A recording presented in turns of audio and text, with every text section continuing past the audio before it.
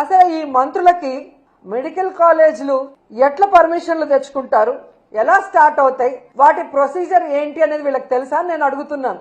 ఎందుకంటే ఒక medical college రావాలి అంటే ముందు ఆసుపత్రి నడపాలి, తర్వాత ఎన్ఎంసి వాళ్ళు వచ్చి దాన్ని పరిశీలించి ఓకే అనుకుంటే పర్మిషన్ ఇస్తారు.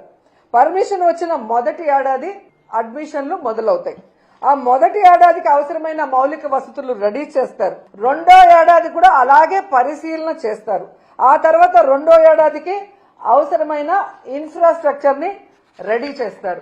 3, 4, 5 సంవత్సరాల వరకు కూడా ప్రతి ఏటా ఇలా పరిశీలన చేసే అన్ని రకాల సదుపాయాలు ఫ్యాకల్టీలు ఉన్నారా అని పరిశీలన ఉంటుంది. అంటే ఒక మెడికల్ కాలేజ్ పూర్తి స్థాయిలో నడవాలి అంటే దాదాపుగా 7 నుంచి 8 సంవత్సరాలు పడుతుంది. ఎందుకు ఇది చెప్తున్నానంటే మంగళగిరి ఎయిమ్స్ మెడికల్ కాలేజ్ కూడా మొదట విజయవాడలో ఉన్న సిద్ధార్థ కాలేజ్ లో రెంట్కున్న బిల్డింగ్ లోనే రెంట్కున్నారు.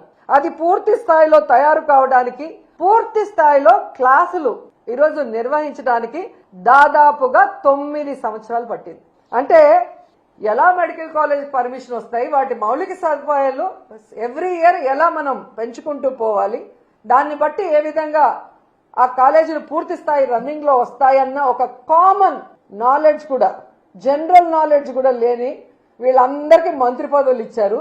వీళ్ళు ఎంతసేపు చంద్రబాబు నాయుడిని, లోకేష్ ని మెప్పించడం కోసం, మెహర్బానీ కోసం, ఇలా మంత్రి పదవులు పదిలంగా ఉండడం కోసం సిగ్గు లేకుండా దిగజారుడిగా అబద్ధాలు, నీతిమాలిన మాటలు మాట్లాడుతున్నారు. ఇవి చూసి ప్రజలు అసహించుకుంటున్నారు. ఇలాంటి వాళ్ళక మనం ఓటేసామని.